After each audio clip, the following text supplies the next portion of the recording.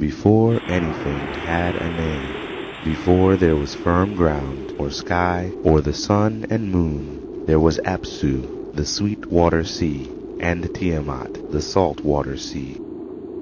When these two seas mingled, they created the gods Lamu and Lahamu, who rose from the silt at the edge of the water. When Lamu and Lahamu joined, they created the great gods Anshar, Kishar, and Anu. From this generation of gods, there arose mighty Ea and his many brothers. Ea and his brothers were restless. They surged over the waters day and night. Neither Apsu nor Tiamat could get any rest. They tried to plead with the gods to tread softly, but powerful Ea didn't hear them. Apsu decided the only way to have some peace was to destroy Ea and his brothers. He began to plot their demise with some of the first-generation gods. But Ea heard of their plans and struck him down first. This began a war among the gods. Tiamat was furious that her mate was killed, and she began producing great and ferocious monsters to slay Ea and his brothers. She created poisonous dragons and demons and serpents. She created the viper, the sphinx, the lion, the mad dog, and scorpion man. The chief of them all was called Kingu. He led the army of Tiamat's monsters into heaven against Ea and his brothers to avenge Apsu's death. While Tiamat fashioned her army, Ea and the goddess Damkina created the great god Marduk. His eyes flashed with lightning, and when he spoke, he breathed fire.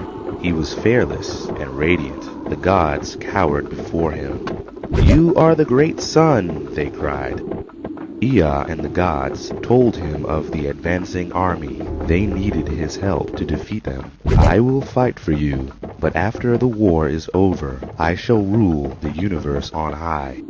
The gods agreed. Marduk made ready for battle. He gathered the four winds to clear the path to Tiamat. Marduk burst out of the sky in his flaming chariot, pulled by his team Killer, Crusher, Unyielder, and Fleet. He held the royal scepter and ring covered in golden armor. He rode into battle bearing his bow and arrows and a mighty thunderbolt. Marduk was glorious to behold.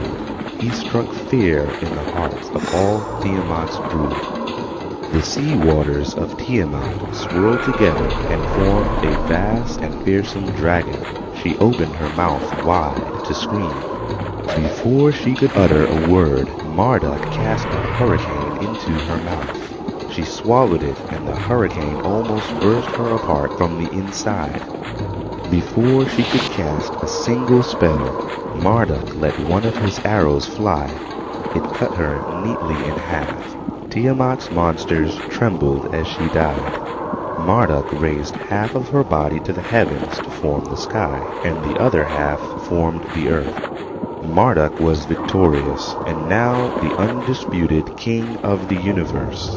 No one ever questioned his rule.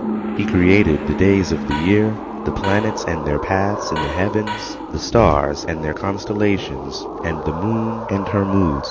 He became the sun and gave all the gods their responsibilities. After a time, he decided to create a creature that could serve the gods and bear the burden of hard work looking after the earth. Marduk first created a structure from bone left over from the bones of the dead monsters from the war. Then he formed the flesh around it and breathed life into it. Man was given his name. He took up residence on the earth while the gods ascended to heaven. Thus the gods were freed from eternal labor.